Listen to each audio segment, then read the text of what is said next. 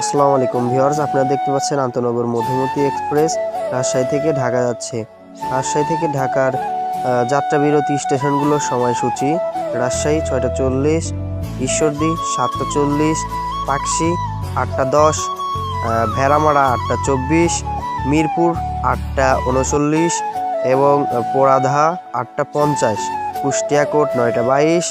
কুমারখালী 9টা 42, খোকসা 10টা 1, পাংশা 10টা 15, কালুখালী জংশন 10টা 39, রাজবাড়ী 10টা 50, পাচুরিয়া 11টা 11, আমিরাবাদ 11টা 32, ফরিদপুর 11টা 47, তালমা 12টা 5, পুকুরিয়া 12টা 15, ভাঙ্গা 12টা 25, শিবচর 12টা 49,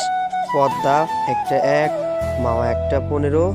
এবং সর্বশেষ ঢাকা গিয়ে পৌঁছায় দুপুর 2। আন্তনগর মধুমতি এক্সপ্রেসের সূচি পেতে অবশ্যই চ্যানেলটিকে সাবস্ক্রাইব